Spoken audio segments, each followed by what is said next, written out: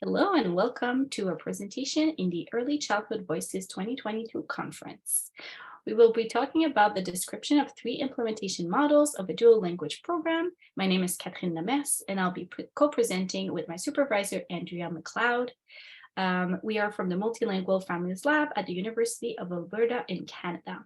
Here is our team that completed this research, and I am here, and this is Andrea, and we also have Natalie, Wendy, and Samia participating in the research. Wanted to start with the land acknowledgement. So as members of the University of Alberta community, we acknowledge that we are located on Treaty 6 territory and respects the histories, languages, and cultures of First Nations, Métis, Inuit, and all First People of Canada, whose presence continues to enrich our vibrant community. To start with, I wanted to acknowledge that according to the 2021 census, there's almost a quarter of the population of Canada, so more than 9 million Canadian, that has a non-official language as their mother tongue, which means that they speak a language other than French or English at home. So in consequence, there's a lot of preschoolers in Canada that speak a marginalized language at home with their families. These languages can be, for example, Punjabi, Tagalog, Arabic, and Mandarin, which are the most spoken by these people in Edmonton. To support digital language learners' language development, it's important to support the home languages as well as English language development. So to support the dual language learners, so children who speak more than one language, and to support their home languages, and in consequence, it improves the development of their home languages, but does not hinder the English language development. So it's very important to focus both. And it relates also to important cognitive and social-emotional benefits, such as to help children succeed at school, to promote their sense of the belonging in their families and connection to their countries of birth. To support both of those languages or more, our team developed and implemented a dual language program.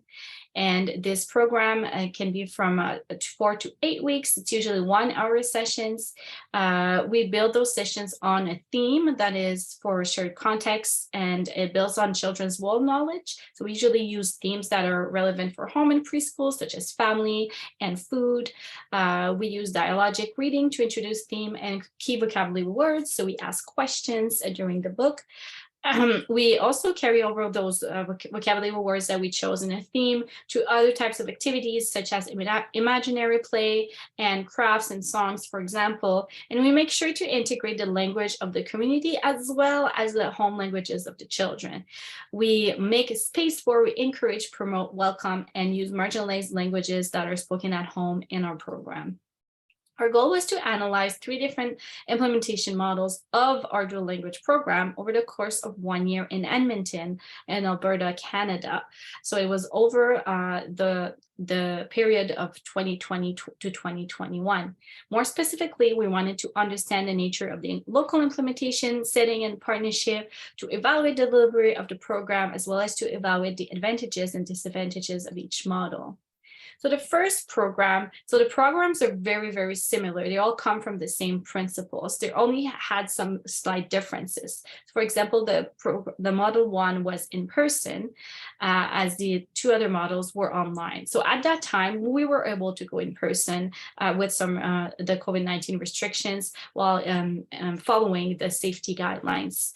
So the first model was within the summer camp. So it was in person within the summer camp at the preschool. It was 4 sessions of 1 hour long. We had from 7 to 15 children in the group, with 9 children participating in research, speaking Arabic, French, Punjabi, Somali, and Urdu. For the second program, it was done online directly in the home of the families. There were 6 sessions that were completed online of 1 hour, and the parents were giving 2 homework sessions up to 1 hour to complete at home. We had a group of 3 children. They all participated in the research, and they were speaking Arabic, Malayalam, and Tamazight. And for the third model, it was still online, but we implemented in the classroom. So we were projecting in the classroom. We completed 6 sessions online of 30 minutes each, because that's when we collaborated with teacher. They were told that was the better time for the attention span, and the parents were also given 2 homework sessions to complete at home. The groups were from 5 to 13 children, and 3 children participated in our research. As you can see, all the children had a similar age range, and these children spoke Hindi, Somali, and Urdu. We analyzed the data we collected on the local implementation settings, the partnership, or qualitative observation, as well as data from our post-session debrief team meetings. So for the first questions of our goals, when to analyze local implementation setting and partnerships, our results was that coming to Edmonton and implementing this program, the English language proficiency of Edmonton's multilingual preschoolers were higher than expected. We thought they would be more proficient in their home languages, but it was actually the opposite. So we focused on the fact that they needed stronger support in their home languages.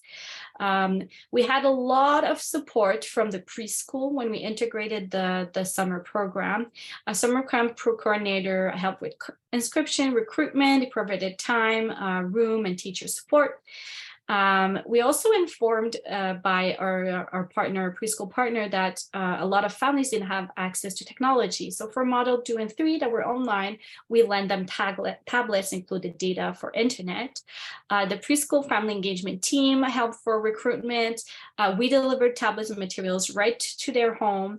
And we also had a lot of teacher support within the model 3 for implementation in the classroom with their technology.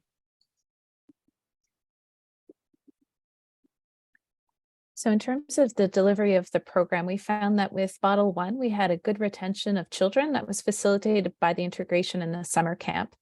Most of the children were engaged, they requested, asked questions, and answered questions, but we found that they were answering in English only. So even though we provided opportunities to use their home language, they didn't seem to be doing it as much. There was also some complexities linked to COVID-19, so it was more difficult to integrate and communicate with parents. And then we were also following public health safety guidelines, so physically distanced, using a lot of hand washing, and doing individual rather than group crafts. In our second model, we found that while the families were participated throughout the sessions, there was moments where they joined late or left early. Sometimes this was because they forgot the time, or there was technical or tech issues. Some cooperation in terms of ensuring everybody was ready at the same time, and parents were busy with school or work. We did find that most of the children were engaged, but sometimes there was one child who was often distracted by a younger sibling and another child who didn't always cooperate. But we did find that families, the children in this setting were answering in their home language, and this was often done with the help of a model provided by a parent. The parents were very engaged and collaborative, and most completed the homework. Then in our third model, which is virtual, but the children were together in the classroom, we found, again, good retention of the children. This was facilitated by the integration in the regular program. Most of the children were engaged and answered questions, but we did see, again, that they were answering mostly in English, but they did repeat some of the home language models.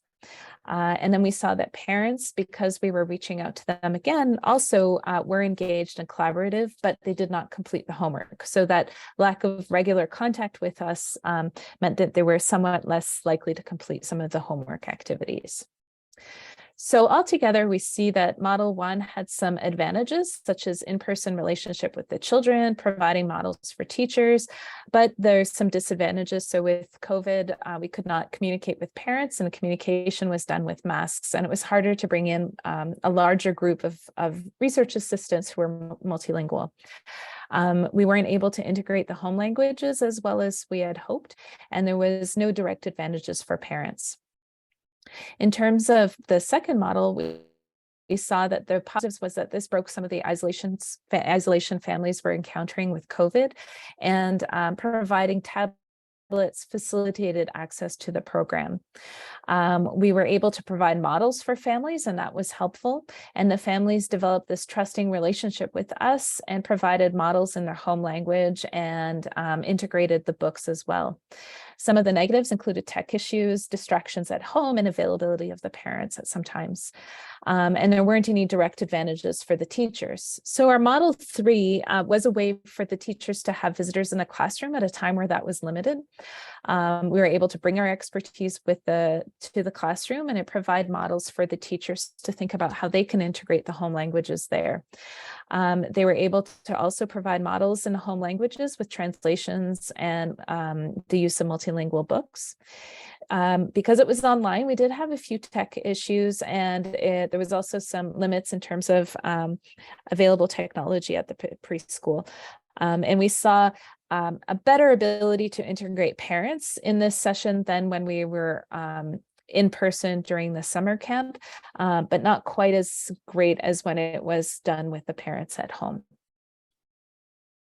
So in terms of implications for children and families, we know that supporting your child's language development is important, and it's important for you, and that resources can support your home language are valuable. And these can include a dual language program that's offered online at home, online in the classroom, or in person. So there's different ways of doing that. For practitioners, being able to adapt a dual language program to different implementation models is a strength. So this can be done in person, online, but what's most important is continuing to think about those underlying principles and making sure those are observed. So in conclusion, we found that our program was useful and it was valuable throughout these 3 different implementation models, that the partnership with the community, organization, and parents is recommended and was really essential to the success. That this dual language program contributes to informing future implementation efforts. So this work really does help us think forward of how we're going to implement the program for both researchers and also when we're working with our practitioners, and really thinking about how to make sure we're meeting the local settings needs. And there's the sustainability of the dual language program is ongoing, and we're continuing with workshops and mentoring. So thank you so much for listening in, and we're the Multilingual Families Lab. If you have any questions, you can contact us, and you can also see the work that we've been doing on our website and on Twitter. So thanks again. Merci. À la prochaine.